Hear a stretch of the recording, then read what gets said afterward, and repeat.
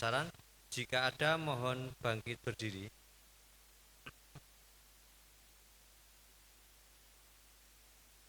Bagi saudara yang baru pertama kali beribadah bersama, kami ucapkan selamat datang dalam persekutuan kami. Kebaktian Minggu dalam rangka ibadah intergenerasi tanggal 18 Januari 2026 dengan tema Lihat dan Tinggallah dalam Dia. Ibadah pagi pukul 7.00 WIB dan ibadah sore pukul 16.30 WIB dilayani oleh Capen Christian Ari Wibowo. Kebaktian Minggu dalam rangka PPKSB Jateng tanggal 25 Januari 2026 dengan tema berkolaborasi dalam spiritualitas konvivial. Ibadah pagi pukul 7.00 WIB dan ibadah sore pukul 16.30 WIB dilayani oleh Pendeta Yosua Agung Nugroho Hadihusodo dari GKI Cinere. Fakta penting, pemanggilan penatua. Berkaitan dengan kebutuhan penatua, Majelis Jemaat merencanakan pemanggilan penatua. Penatua dipanggil untuk melaksanakan pelayanan kepemimpinan dalam kerangka pembangunan gereja secara sukarela untuk mewujudkan visi dan melaksanakan misi dalam konteks masyarakat, bangsa, dan negara. Menurut Tata Gereja pasal 79, anggota jemaat dapat memberikan masukan atau usulan nama-nama yang akan dicalonkan sebagai penatua dengan memberi surat kepada majelis jemaat dengan dibubui tanda tangan. Adapun syarat pencalonan penatua dapat dilihat di lembar halaman khusus. Informasi lingkup lebih luas. Pertukaran Pelayan Kebaktian atau PPK GKI SW Jateng pada hari Minggu tanggal 25 Januari 2026 dalam rangka PPK GKI SW Jateng akan ditambahkan 1 kantong kolekte untuk dana kebersamaan. Harap menjadikan perhatian. Tuhan memberkati. Selamat ulang tahun. Majelis Jemaat mengucapkan selamat tahun untuk Bapak, Ibu, atau saudara-saudari yang berulang tahun di minggu ini. Yang pertama, Saudari Magdalena Virgia Queen, tanggal 12 Januari. Yang kedua, anak Alfredi Jimmy Caleb Siregar. Kiranya kesehatan, sukacita, dan berkat Tuhan senantiasa memenuhi kehidupan saudara. Laporan persembahan. Persembahan kebaktian Minggu tanggal 11 Januari 2026 dapat dilihat di layar berikut ini. Untuk update penerimaan persembahan dan rincian laporan keuangan bisa dilihat di warta cetak dan di papan pengumuman. Demikian warta jemaat Minggu 18 Januari 2026. Selamat beribadah, Tuhan Yesus memberkati.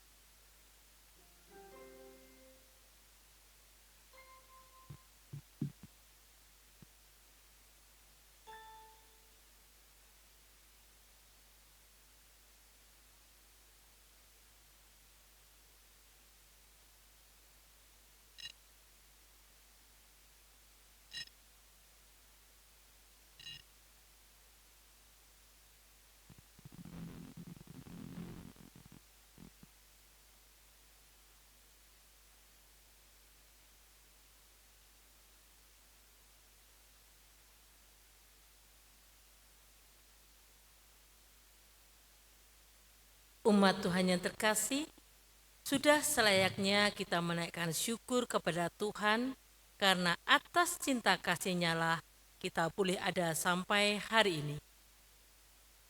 17 hari di tahun 2026 sudah kita lalui. Hari ke-18 sedang kita jalani. Semuanya adalah bukti cinta kasih Allah dalam hidup kita.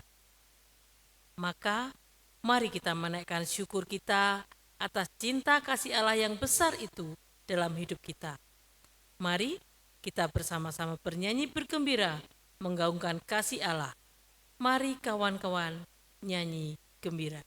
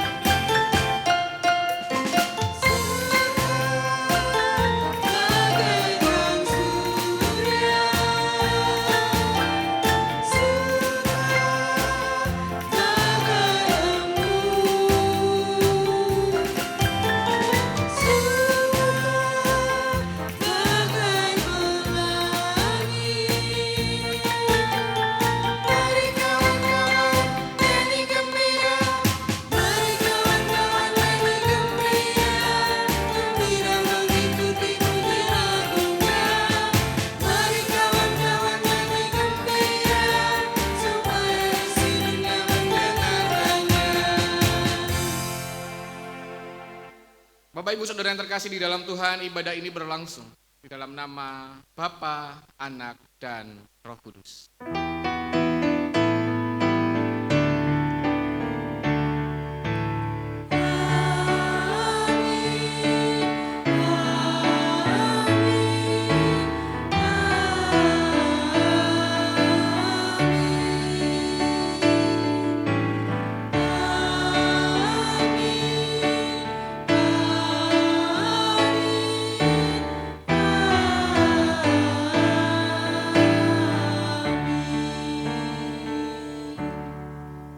Kasih karunia dan damai sejahtera dari Allah Bapa kita dan dari Tuhan Yesus Kristus dalam persekutuannya dengan Roh Kudus menyertai saudara sekalian.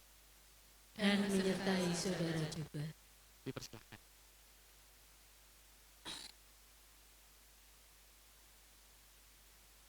Kepo, sebuah ungkapan masa kini yang menggambarkan bagaimana seseorang memiliki rasa ingin tahu yang begitu besar atas semua peristiwa atau keadaan atau kondisi seseorang atau sekelompok orang.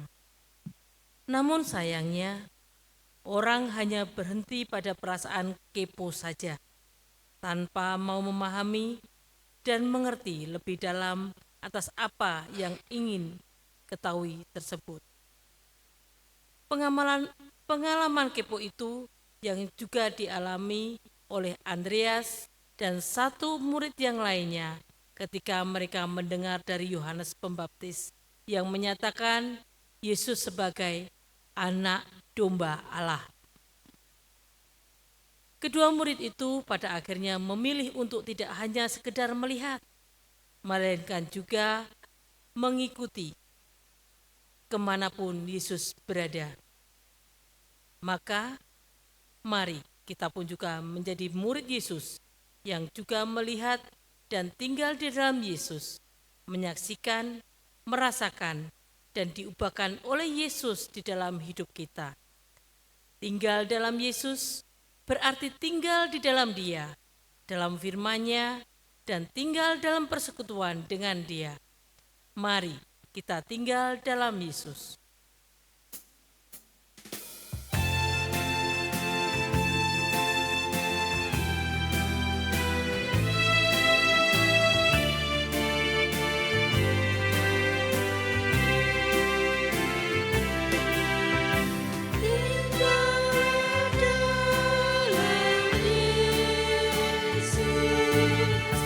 Jadilah muridnya.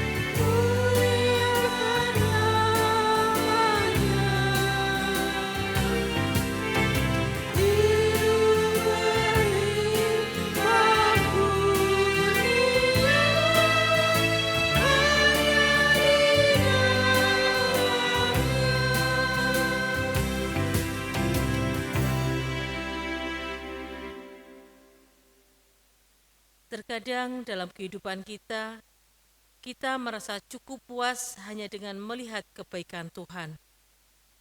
Lantas, hidup kita menjadi semaunya kita, tanpa memikirkan dan melakukan apa yang menjadi kehendak Tuhan dalam hidup kita. Maka, mari dalam kelemahan dan keberdosaan kita mengakui dosa kita dan memohon ampun kepada Tuhan di dalam doa secara pribadi.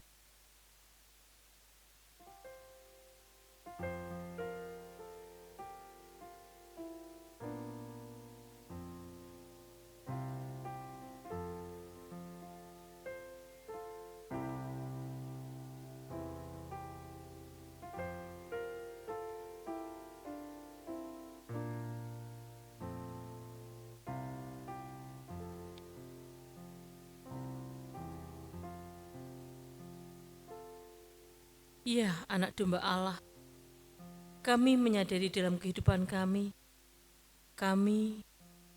sering membuat dibuai dengan kesenangan dan kenyamanan yang kami ingini saja. Maka ya Tuhan, bimbing dan tuntunlah kami untuk sedia dan setia tinggal di dalam-Mu, di dalam firman-Mu ya Tuhan. Sehingga seluruh kehidupan kami boleh memancarkan kasih Allah bagi dunia, dimanapun kami boleh berada. Di dalam nama Tuhan Yesus, Anak Domba Allah, kami memohon. Amin.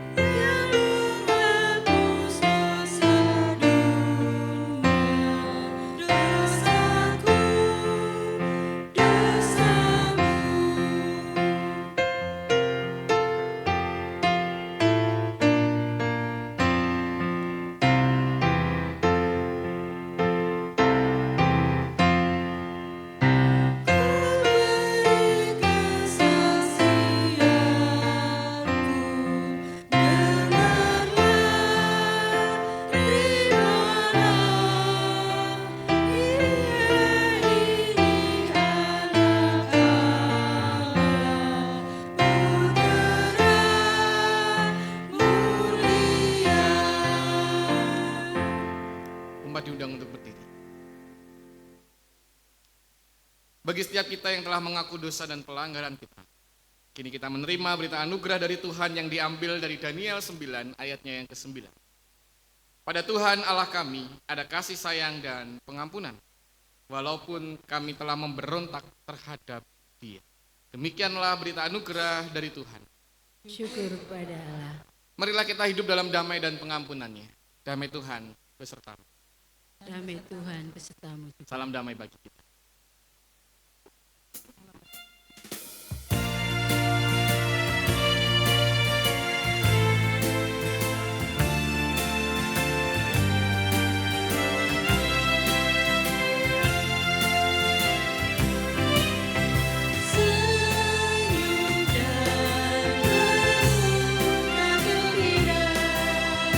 Angkat tanganmu, pujilah Dia.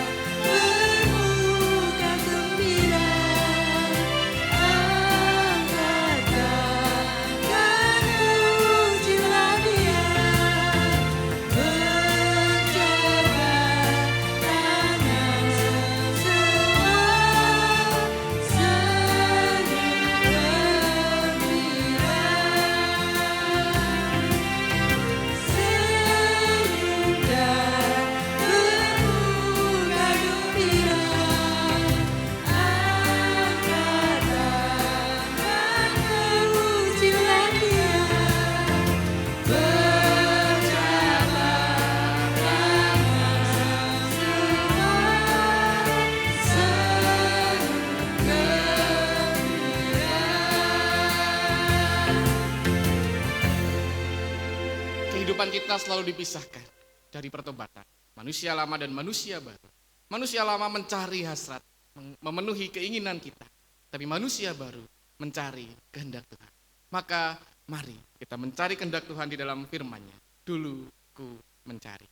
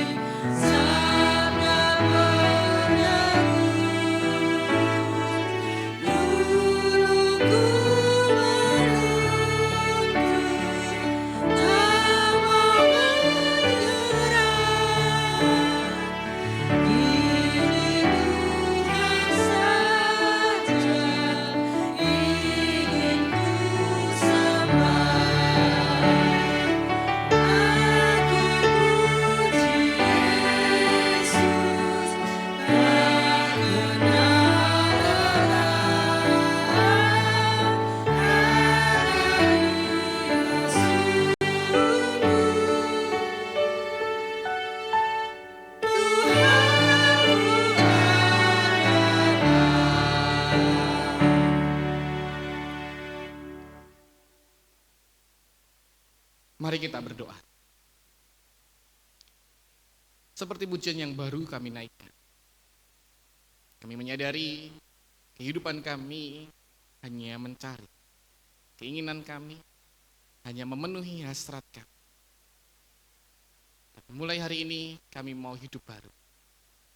Di mana hidup kami dipimpin oleh kebenaran firman-Mu, hidup kami dipimpin oleh kehendak-Mu, sehingga seluruh hidup kami menjadi kemuliaan bagi nama-Mu. Maka ya Bapa, bimbinglah kami di dalam pemberitaan akan firman-Mu pada saat ini.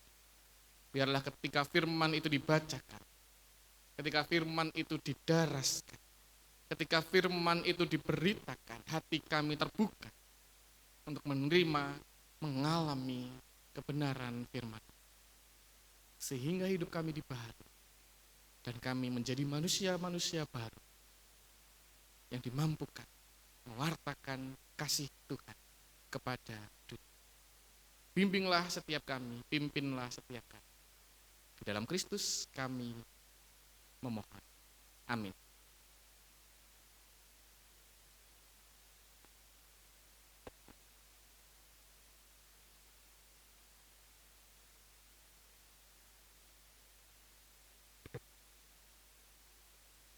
Bacaan pertama terambil dari Yesaya 49 ayat 1 sampai dengan ayat yang ke-7. Hamba Tuhan sebagai terang di antara segala bangsa. Dengarkanlah aku, hai pulau-pulau. Perhatikanlah, hai bangsa-bangsa yang jauh. Tuhan telah memanggil aku sejak dari kandungan. Ia menyebut namaku sejak dari rahim ibuku. Ia membuat mulutku seperti pedang tajam dan mengamankan aku dalam naungan tangannya. Ia menjadikan aku anak panah yang runcing dan menyembunyikan aku dalam tabung panahnya. Ia berfirman kepadaku, engkaulah hambaku, hai Israel, dan melaluimu aku akan menyatakan keagunganku. Namun aku berkata, aku telah bersusah payah dengan percuma dan menghabiskan kekuatanku dengan sia-sia dan tak berguna. Tetapi hakku pada Tuhan dan upahku pada Allahku. Sekarang berfirmanlah Tuhan yang membentuk aku sejak dari kandungan untuk menjadi hambanya, untuk mengembalikan Yakub kepadanya, dan supaya Israel dikumpulkan kepadanya. Sungguh, aku dipermuliakan di mata Tuhan, dan Allahku menjadi kekuatanku. Beginilah firman-Nya, terlalu kecil bagimu untuk menjadi hambaku, hanya untuk menegakkan suku-suku Yakub, dan mengembalikan orang-orang Israel yang luput. Aku akan membuat engkau menjadi terang bagi bangsa-bangsa, supaya karya keselamatanku sampai ke ujung bumi. Beginilah firman Tuhan yang Maha Kudus, penebus Israel, kepada dia yang sangat dihina orang, kepada dia yang menjadi kejijikan bangsa-bangsa, kepada hamba, penguasa-penguasa. Raja-raja akan melihat perbuatanku, lalu bangkit memberi hormat, dan pembesar-pembesar akan sujud menyembah, oleh karena Tuhan yang setia, oleh karena yang Maha Kudus, Allah yang Israel, yang memilih engkau. Demikianlah sabda Tuhan. Mari kita menanggapi sabda Tuhan dengan menyanyikan Mazmur 40 ayat 1 sampai 11.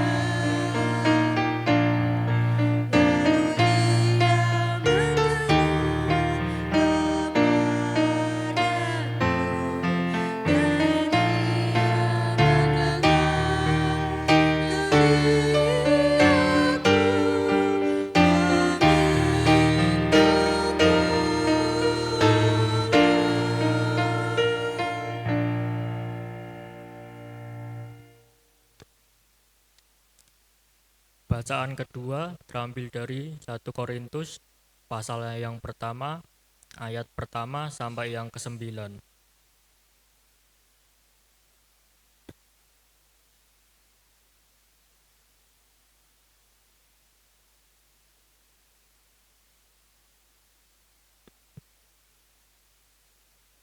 Dari Paulus, yang atas kehendak Allah dipanggil menjadi Rasul Kristus Yesus, dan dari Sostenes, saudara kita, kepada jemaat Allah di Korintus, yaitu mereka yang dikuduskan dalam Kristus Yesus dan yang dipanggil menjadi orang-orang kudus, dengan semua orang di segala tempat yang berseru kepada nama Tuhan kita, Yesus Kristus, yaitu Tuhan mereka dan Tuhan kita. Anugerah dan damai sejahtera dari Allah Bapa kita dan dari Tuhan Yesus Kristus menyertai kamu. Aku senantiasa mengucap syukur kepada Allahku karena kamu atas anugerah Allah yang diberikannya kepada kamu dalam Kristus Yesus. Sebab di dalam Dia kamu telah menjadi kaya dalam segala hal, dalam segala macam perkataan orang,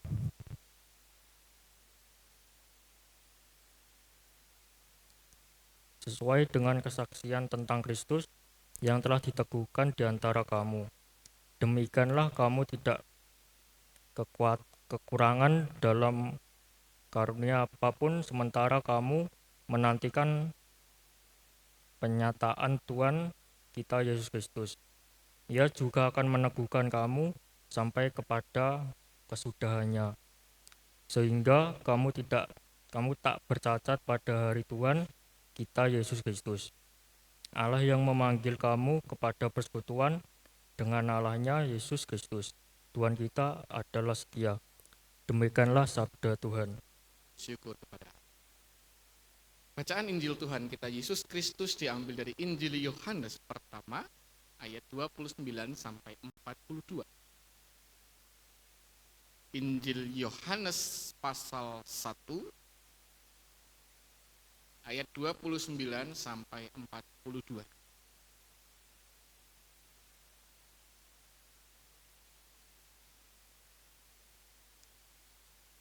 Keesokan harinya, Yohanes melihat Yesus datang kepadanya dan ia berkata, "Lihatlah anak domba Allah yang menghapus dosa dunia.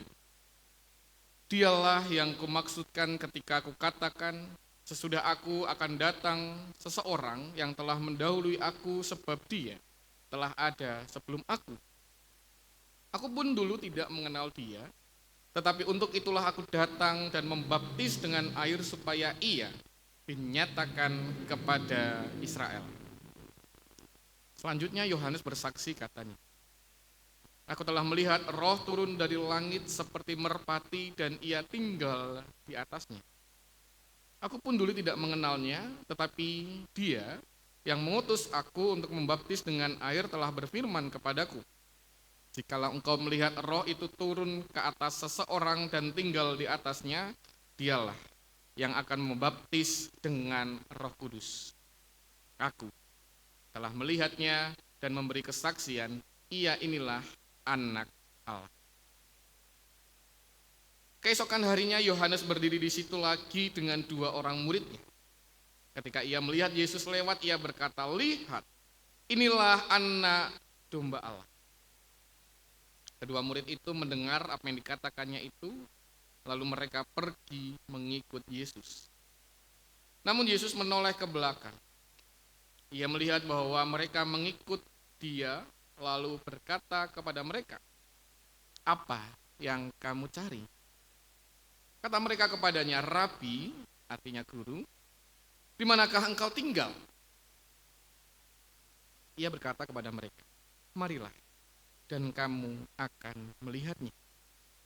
Mereka pun datang dan melihat di mana ia tinggal, dan hari itu mereka tinggal bersama dia.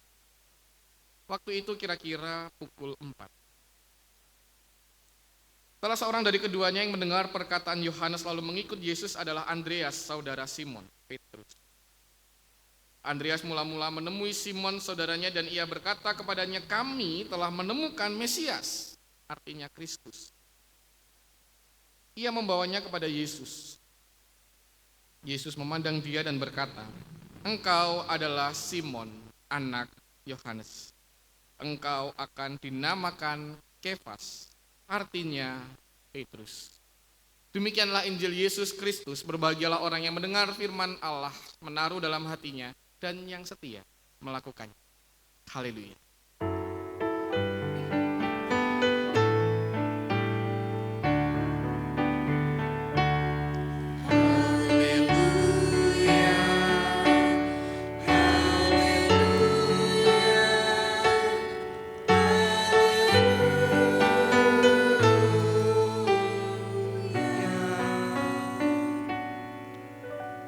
Bapak Ibu, suatu kali ada sebuah kisah yang barangkali pernah Bapak Ibu Saudara dengar. Kisah ini menceritakan tentang dua orang tukang bangunan yang sedang bekerja sama membangun sebuah rumah. Sebentar lagi, kalau Tuhan izinkan, kita akan bersama-sama membangun rumah pastori. Dan bayangkan ada dua tukang. Dua tukang itu membangun sebuah rumah dengan tembok tinggi 3 meter. Lalu ketika tembok batu bata itu disusun di ketinggian tertentu, si tukang ini mengatakan sudah terlalu tinggi, tidak sampai. Yuk kita bikin tangga supaya kita bisa menyusunnya sampai ketinggian tertentu yang sudah disepakati. Oke lah, kedua tukang itu membangun sebuah tangga dan lalu tukang yang satu naik dan yang tukang satunya di bawah. Tukang yang naik bertugas untuk memasang batu bata, merekatkan satu dengan yang lain. Tukang yang kedua berada di bawah, tugasnya adalah melayani, ngeladeni, ngambilin batu bata, ngambilin semen dan lain sebagainya. Untuk tukang yang pertama. Singkat kata, singkat cerita, kayak lagunya ini ya. Singkat kata, singkat cerita. Tukang yang di atas ngomong, Kang, tulung, cokot nak batu bata hiji wae. Orang mana Bapak Ibu? Cokotna batu bata hiji wae. Orang Sunda. Lalu tukang di bawahnya ngomong, dalam hatinya dia berpikir, sik toh, batu bata kok dicokot nih apa yoga atos gitu ya. Ternyata tukang yang di bawah orang Jawa. Lalu tukang yang di bawah ini ngomong, sambil dia ngaduk semen, atos Kang, atos gitu ya. Tukang Sundanya ngomong, mana batu batanya? Katanya atos gitu ya. Iya Kang, atos. Serius gak bohong gitu ya. Sumpah demi Tuhan, atos gitu. Mana ndak ada gitu. Ndak ada batu batanya gitu. Percayalah, turunlah dan rasakanlah gitu ya. Lalu tukang Sunda ini turun, dengan jengkelnya dia mendatangi temannya, mana batu batanya gitu. Ini loh atos. Bapak Ibu, kisah ini sedikit membuat kita berpikir gitu ya. Artinya kata cokot itu apa dan atos itu apa gitu ya. Dan ternyata dua suku ini punya makna yang berbeda tentang dua kata itu. Bagi orang Sunda, kata cokot itu adalah ambil. Jadi ketika tukang Sunda ini ngomong, Kang tulung cokot nak batu bata hiji, artinya adalah Mas tolong ambilkan satu batu bata untuk dipasangkan begitu ya. Dan sedangkan kata atos dalam bahasa Sunda artinya sudah.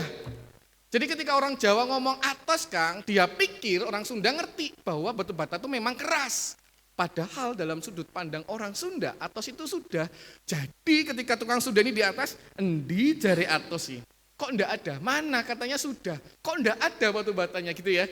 Dan lalu mereka berdebat karena mereka punya cara pandang yang berbeda. Orang Jawa mikir, batu bata kok dicokot gitu ya. Kok juga watos gitu ya.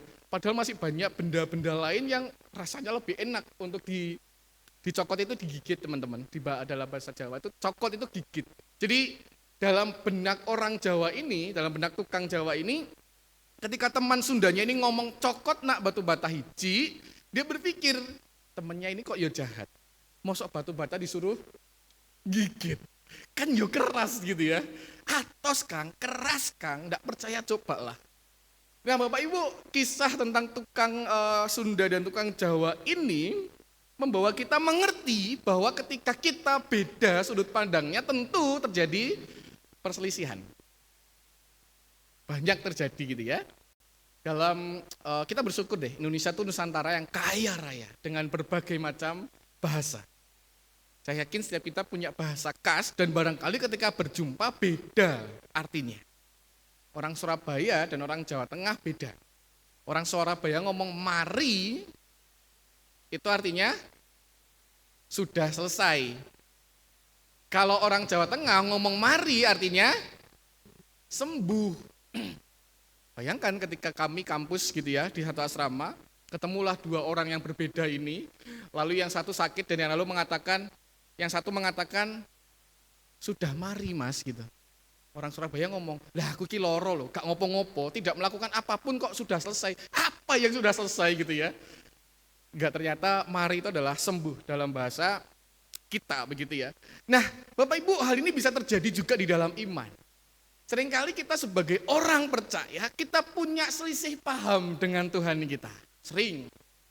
Tuhan ngomong apa, kita nangkepnya apa. Kita ngomong apa, beliau Tuhan kita punya cara yang berbeda dan lalu kita marah karena kita tidak ngerti apa yang Tuhan mau dalam hidup kita. Kenapa bisa terjadi? Karena sudut pandangnya beda. Orang Sunda kalau tidak pernah bergaul dengan orang Jawa, tidak pernah tinggal di Jawa, tidak pernah berelasi dengan orang Jawa, pasti bingung ketika ngomong.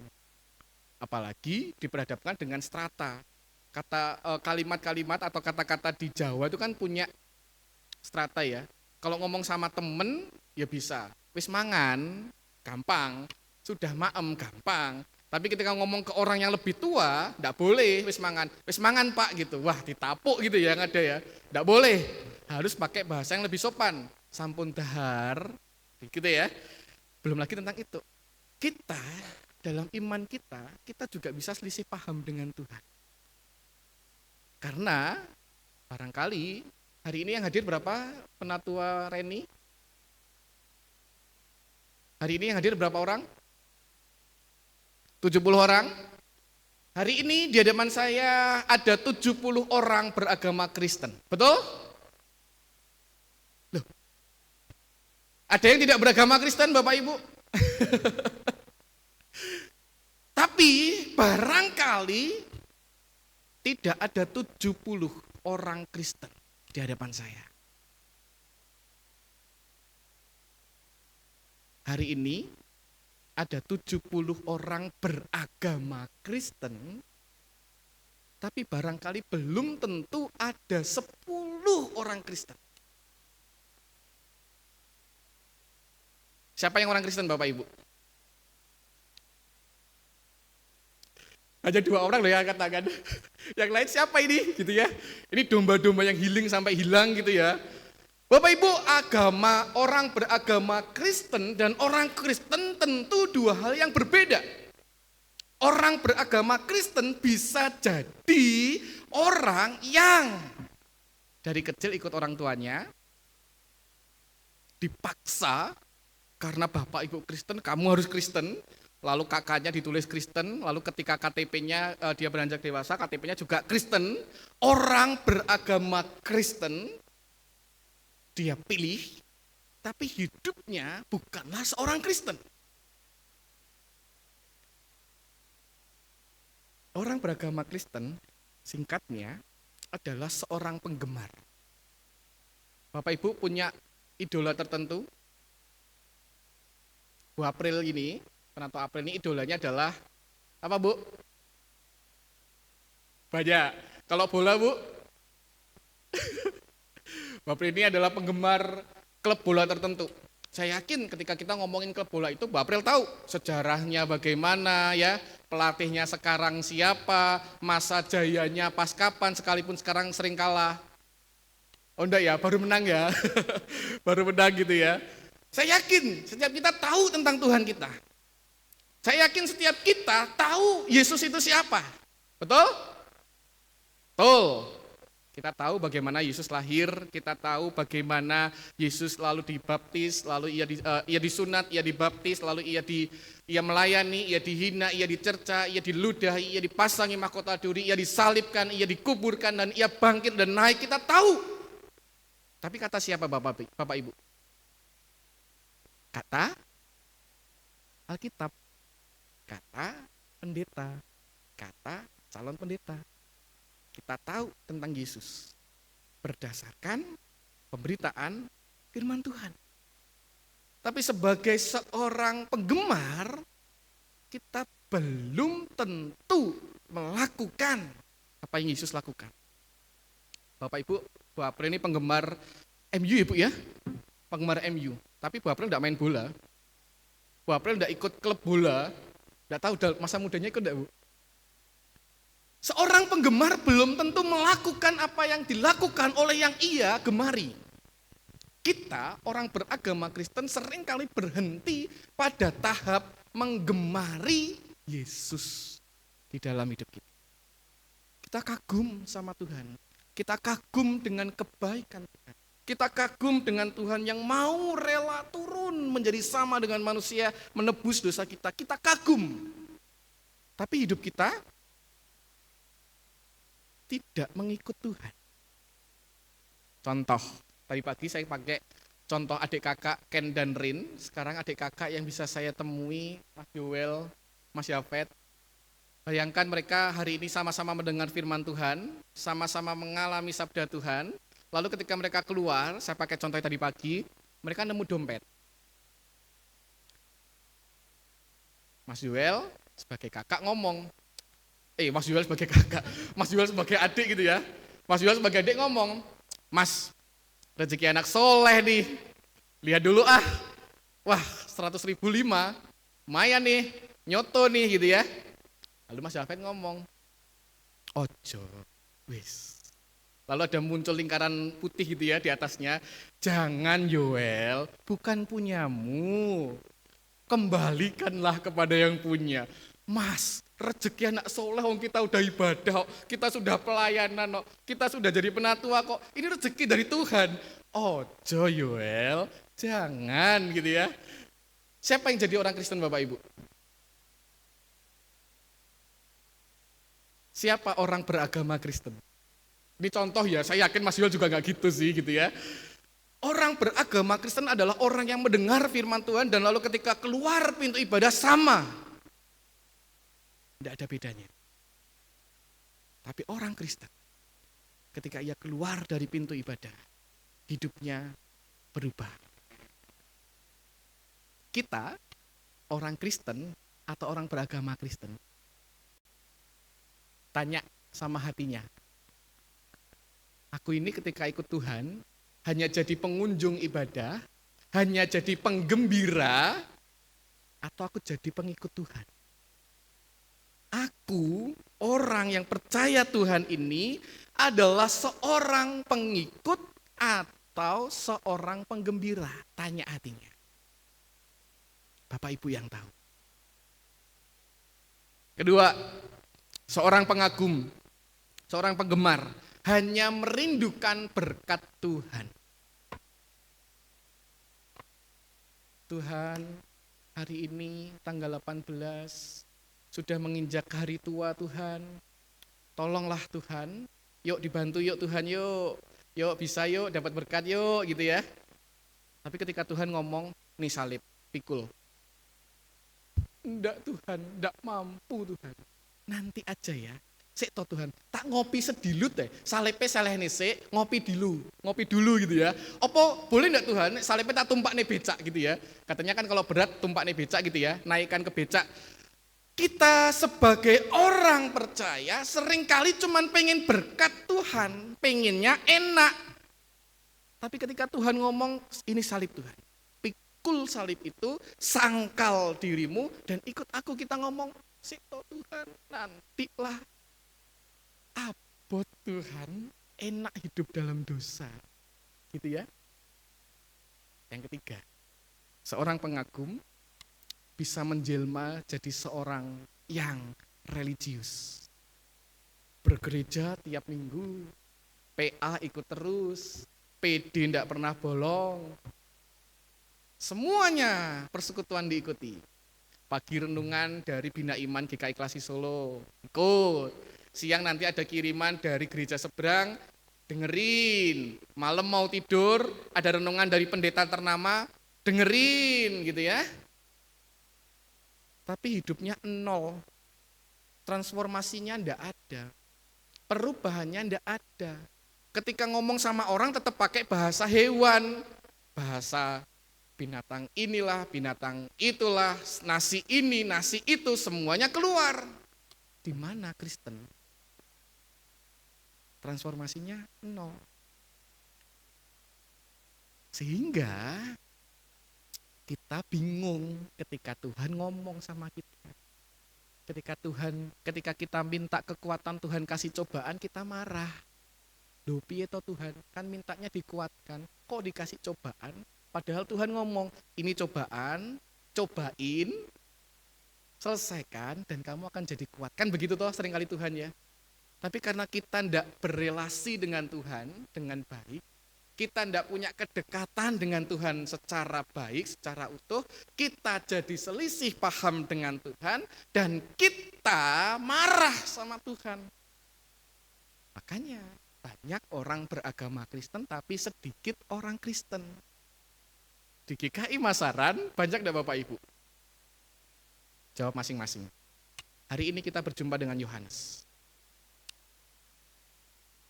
Perikop yang kita baca adalah sebuah pernyataan iman secara otentik dari seorang Yohanes Pembaptis. Bapak Ibu, ketika Yohanes Pembaptis ngomong di ayat 31 dan di ayat ke-32, aku pun dulu tidak mengenal dia, benar enggak?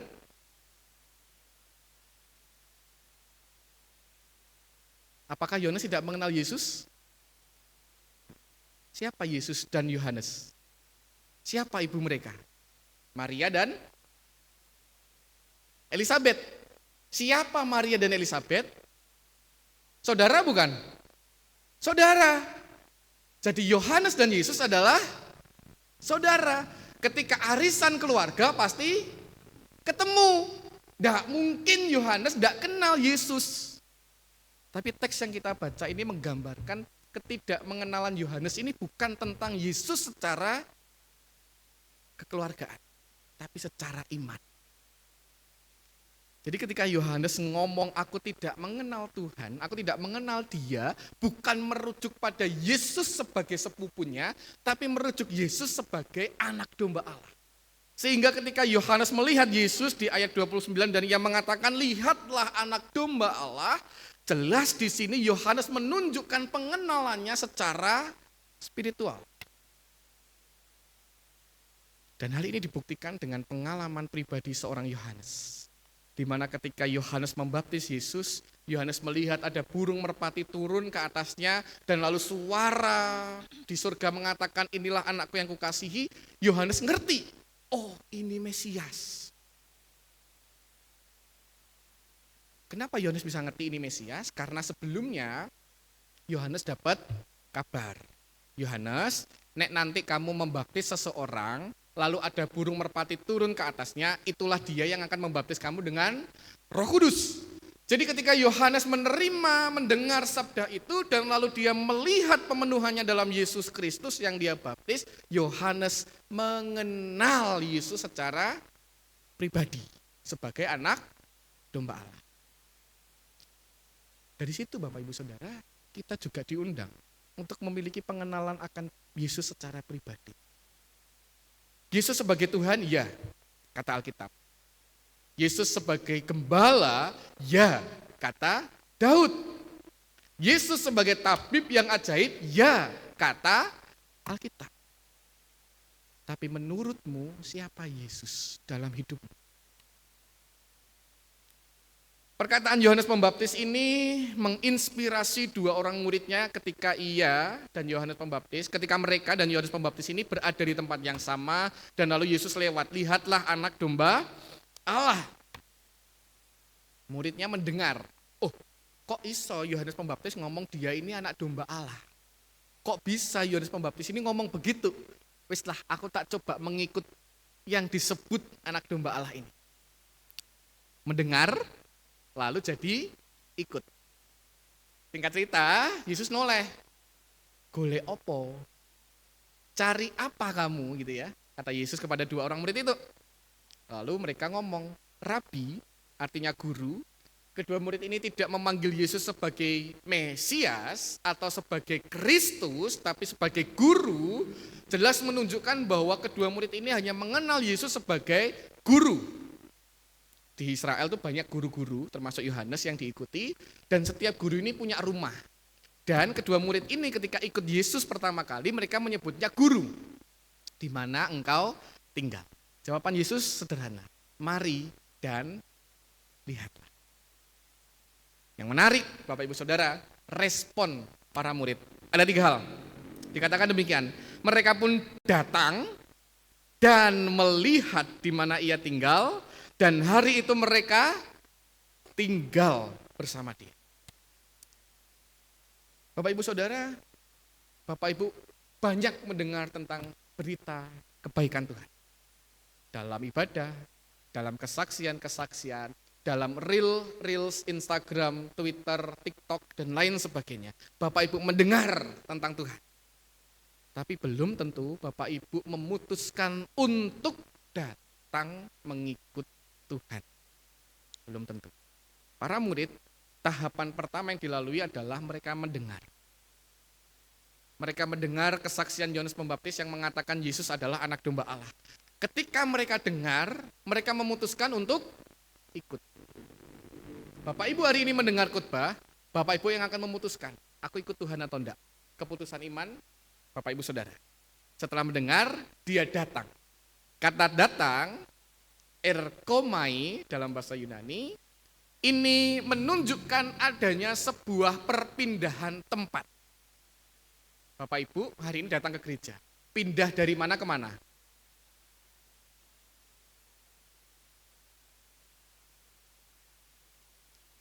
Dari mana?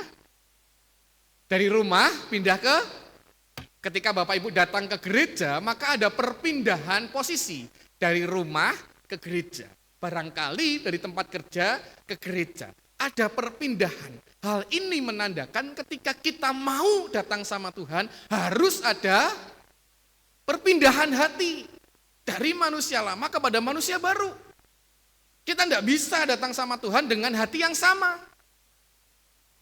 0, tidak boleh, tidak bisa. Kita akan jatuh pada seorang beragama Kristen, bukan orang Kristen, kalau tidak ada perpindahan. Kedua, setelah dia mendengar, naik tahapan menjadi datang, tahapannya naik lagi, lebih tinggi. Mereka melihat. Bapak Ibu, melihat horao adalah sebuah aktivitas yang tidak bisa diwakilkan. Betul enggak? Kalau mendengarkan bisa diwakilkan. Hari ini, tadi saya di WA Mas Ahmad, tolong Bapak Ibu mobil plat nomor AD 1933JE dipindahkan karena menutupi pagar orang. Ada yang punya mobil itu? Enggak, itu mobil gereja Bapak Ibu ya. Bapak Ibu dengar enggak beritanya? Dengar. Nangkep enggak beritanya apa? Nangkep. Dengernya dari siapa? Dari Mas Ahmad atau dari saya? Dari saya. Yang melihat siapa? Mas Ahmad. Tapi Bapak Ibu bisa mendengar tanpa melihat mobilnya. Saya pun sama. Mendengar bisa diwakilkan, tapi melihat tidak bisa. Jadi, Bapak Ibu bisa mendengar tentang Tuhan dari siapapun. Tapi belum tentu Bapak Ibu mau untuk melihat Tuhan. Karena memang tidak pernah datang kepada Tuhan. Jadi, tahapan yang ketiga, setelah dia mendengar dari orang, dari Yohanes, dia datang, ada perpindahan hati, dia melihat dengan mata kepalanya sendiri tentang siapa itu Yesus. Dan tahap yang terakhir adalah tinggal. Tahap paling dalam. Tahap yang paling intim adalah tinggal bersama Dia.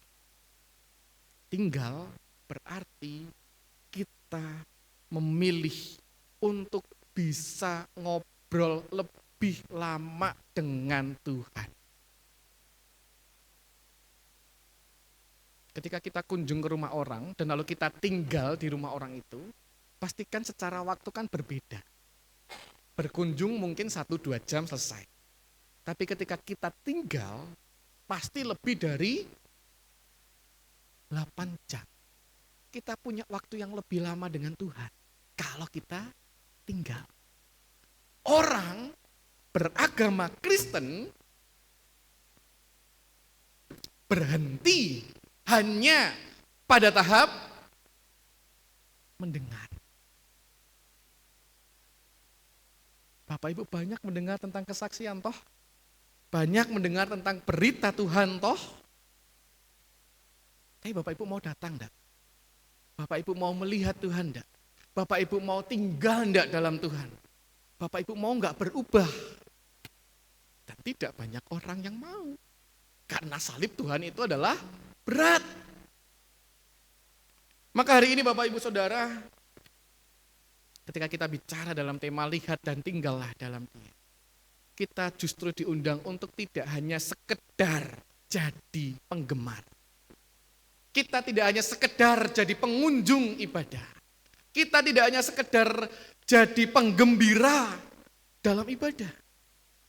Tapi kita menjadi instrumen di mana kita ambil bagian di dalamnya dengan perubahan-perubahan kecil yang terus kita lakukan di dalam hidup, hati, pikiran, dan seluruh kehidupan kita. Sekarang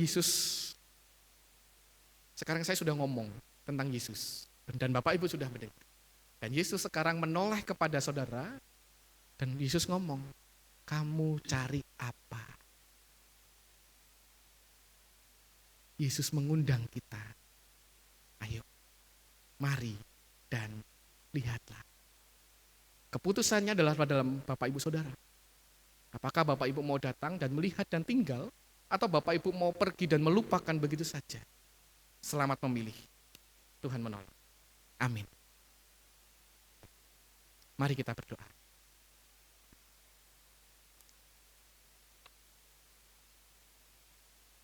Hari ini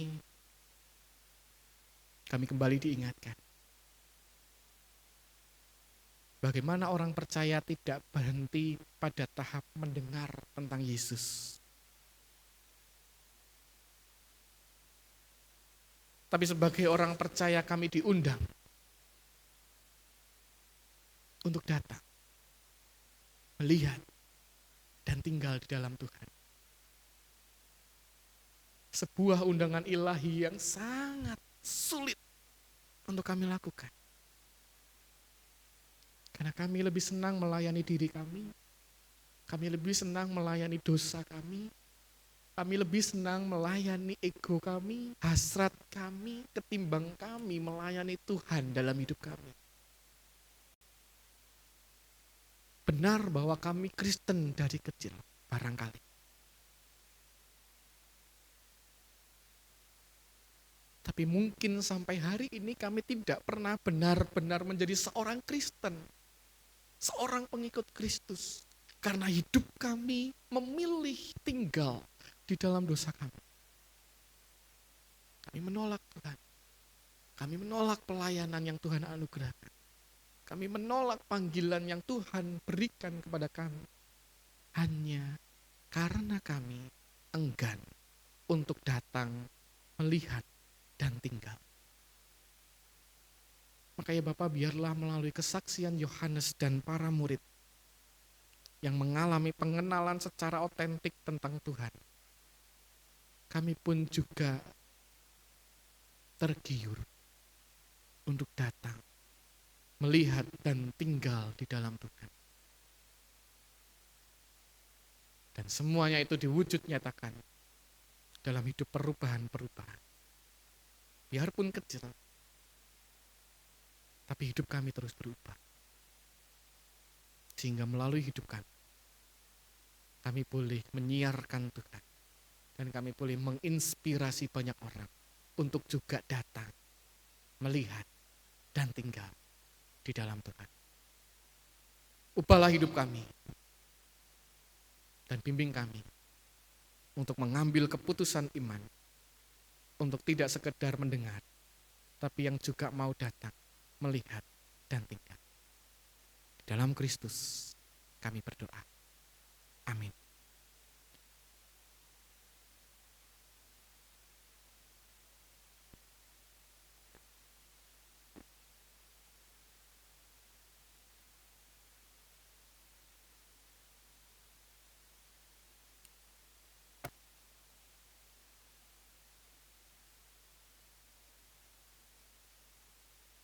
Jemaat yang dikasihi Tuhan, mari bersama umat Allah di segala abad dan tempat kita perbaharui iman kita dengan mengucapkan pengakuan iman rasuli secara bersama-sama.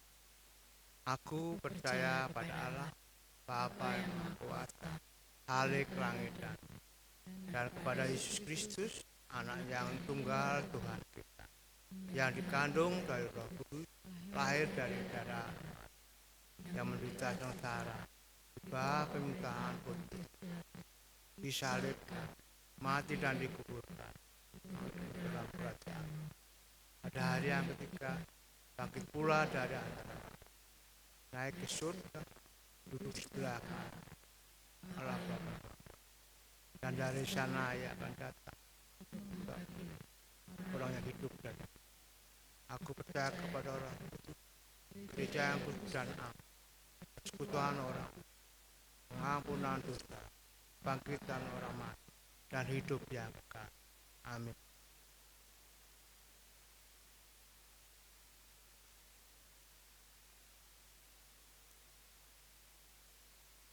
Bapak Ibu Saudara, mari kita menaikkan syafaat kita.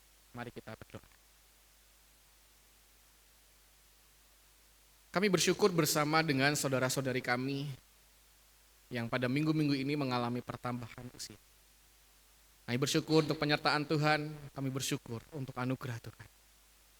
Kami berdoa bagi saudara-saudari kami dalam pertambahan usia yang mereka alami, biarlah Tuhan yang memelihara hidup mereka. Dan biarlah Tuhan boleh terus senantiasa setia memanggil mereka untuk tinggal di dalam Tuhan, dalam pergumulan mereka, dalam segala usaha mereka, dalam pendidikan mereka, dan di dalam segala kehidupan mereka. Bersama dengan saudara-saudari kami pun turut bergumul di dalam masa-masa yang tidak mudah. Di tengah perjalanan usia lanjut yang dialami oleh Ibu Ingriani, Bapak Mariono, Ibu Wiro, Bapak Sukiran, Ibu Ami Kristina, juga Bapak Libra Pria Sentosa. Juga bagi saudara-saudari kami yang bergumul akan masa pemulihan dari sakit penyakit yang mereka alami. Kami bergumul bersama dengan Pak Sunarto, Bapak Yohanes Budi, Ibu Nerlian Sianturi, Bu Luciana Wati, Ibu Andri, juga Saudara Agus. Bapak, biarlah di dalam segala kelemahan, dalam segala pergumulan, di dalam segala sakit mereka, Tuhan yang berkarya bagi mereka. Tuhan yang menenun mereka, Tuhan yang menuntun mereka, Tuhan yang menggembirakan hati dan pikiran mereka. Sehingga di dalam segala keterbatasan yang mereka alami, mereka boleh melihat Tuhan bekerja, berkarya di dalam hidup mereka. Kami juga berdoa bagi gereja kami bersyukur untuk perjalanan iman yang boleh kami arungi bersama sebagai jemaat. Kami bersyukur untuk setiap suka, duka, tangis, tawa yang terjalin begitu akrab.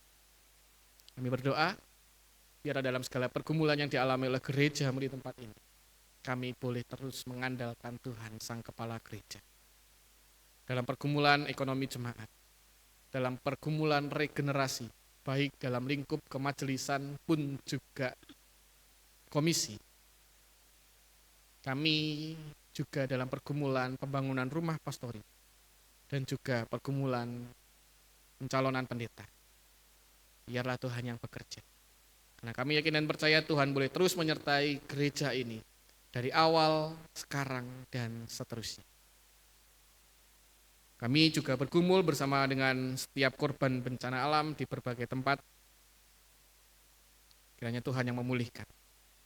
Kami percaya kasih Tuhan ada senantiasa bagi mereka, menggandeng, memeluk, menggendong, mencukupkan segala kebutuhan mereka. Melalui orang-orang yang Tuhan pilih dan pakai. Biarlah setiap mereka boleh dipulihkan. Kami berdoa bagi kepemimpinan dari pusat hingga daerah, biarlah mereka boleh terus menjalankan kepemimpinan mereka dengan hikmat yang dari Tuhan. Dengan cinta, dengan hati yang mau terus peduli. Kami juga berdoa bagi usaha Kisah Kopi. Biarlah melalui usaha milik gereja ini kami boleh ditopang untuk menjalankan setiap program yang ada, sehingga membawa pertumbuhan iman dalam hidup berjemaat. Kami berdoa bagi pergumulan kami pribadi lepas pribadi, kami yang terhimpit dengan dosa kami yang terlilit dengan dosa kami yang susah naik ke dalam kepermukaan untuk hidup dalam pertobatan. Kami yang bergumul akan sekolah kami yang bergumul akan keluarga kami, dan segala pergumulan kami, Tuhan yang menolong. Karena kami yakin dan percaya hidup kami ada di dalam tangan Tuhan, tangan yang kuat, yang menopang dan menggandeng kami. Inilah seru kami, yang kami naikkan dalam satu nama Tuhan kami, Yesus Kristus, yang mengajar kami doa demikian.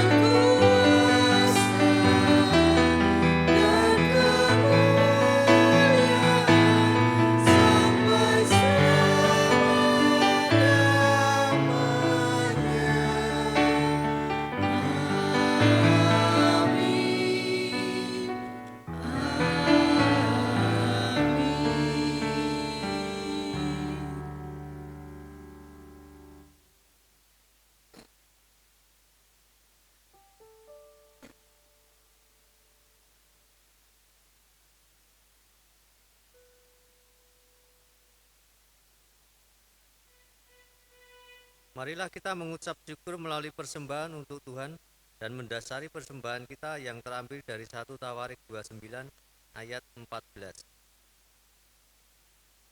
Sebab siapakah aku ini dan siapakah bangsaku sehingga kami mampu memberikan persembahan sukarela seperti ini.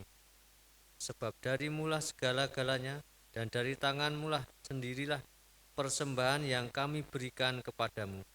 Bersama dengan kita memberikan persembahan, kita naikkan syukur kita dengan menyanyikan KJ 393, Tuhan betapa banyaknya.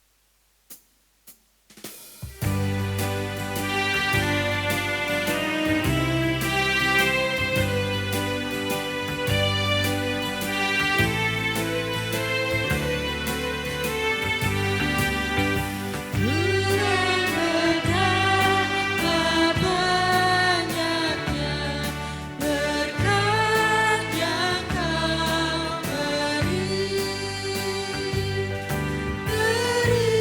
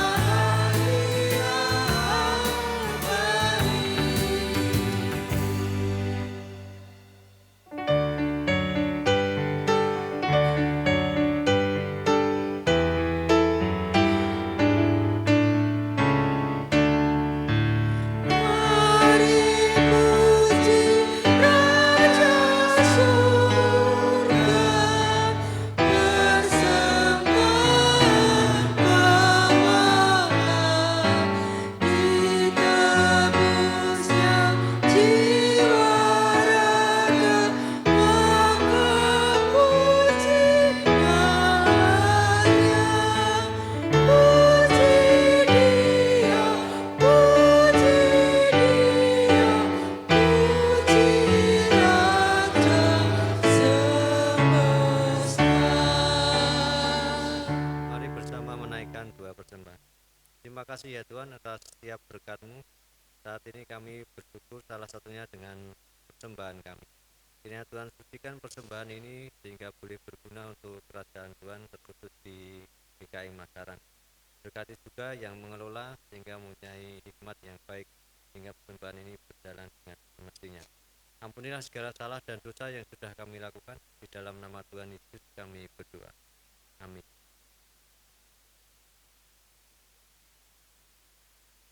Bapak Ibu, hidup, datang, melihat, dan tinggal di dalam Tuhan bukanlah hidup yang mudah.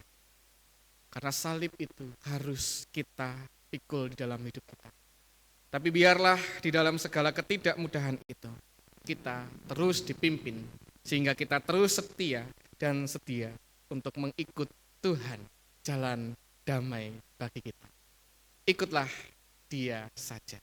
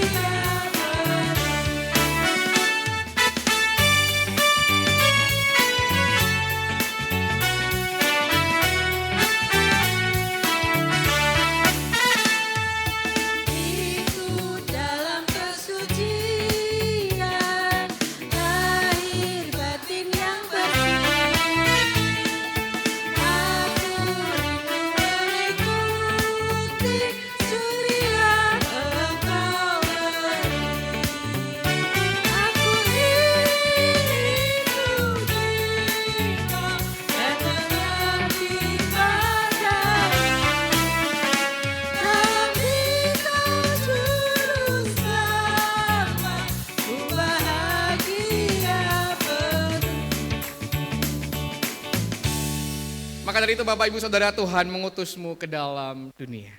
Kami siap diutus ke dalam dunia. Nyatakan anugerah Tuhan yang sudah melayakkan kita dengan memperbaharui komitmen hidup kita kepada Tuhan.